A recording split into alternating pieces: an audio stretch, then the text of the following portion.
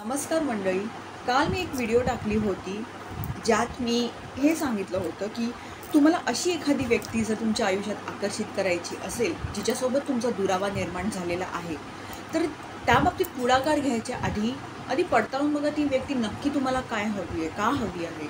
नकारात्मक भावना ठेवून जर तुम्ही ती व्यक्ती आकर्षित करत असाल तर तसं कृपया करू नका. तुमचंच कर्म खराब होईल हे सांगते मंडळी.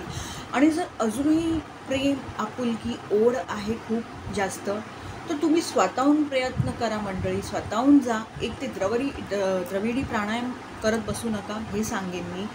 पण त्यानंतर मला एक गोष्ट सुचली की काहींची जी ठराविक व्यक्ती आहे ती खूप अशी भाव खाणारी देखील असू शकते. मग त्या बाबतीत काय करावं?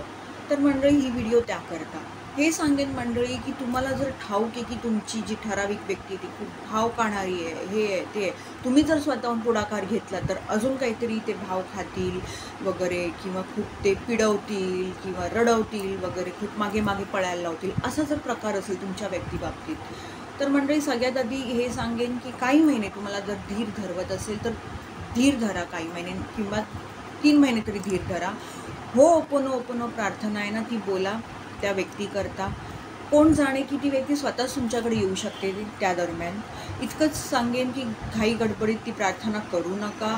डेस्परेटली उतावळे होऊन करू नका. खूप शांतपणे आणि खरंच ती एक भावना आतून आणून ही प्रार्थना म्हणा. फरक पडू शकतो. हे केल्यानंतर मग तुम्ही पुढाकार घ्यायचा एक प्रयत्न करा. आणि एवढं सगळं करूनसुद्धा जर तुमची ठराविक व्यक्ती म्हणतात तसं भाव खात असेल, तुम्हाला खूप त्रास देत असेल, तुम्हाला समजूनच घेत नसेल, तर मी एकच सांगेन की पळा मंडळी, पळा. हा एक खूप मोठा रेड फ्लॅग असू शकतो आणि म्हणूनच कदाचित तुमच्यात तो दुरावा आला असेल. कारण प्रत्येक व्यक्ती आपल्या आयुष्यात आपल्यासाठी बनलेलीच असते असं नाही आहे ना मंडळी.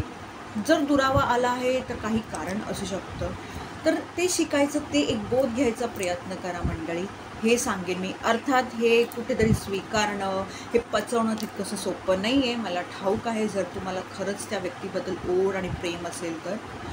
पण हे एक तथ्य आहे मंडळी की काही गोष्टी तुम्हाला ब्रह्मांड म्हणून तुम्हाला एक अनुभव देतो की त्यातून तुम्ही काहीतरी शिकावं म्हणून.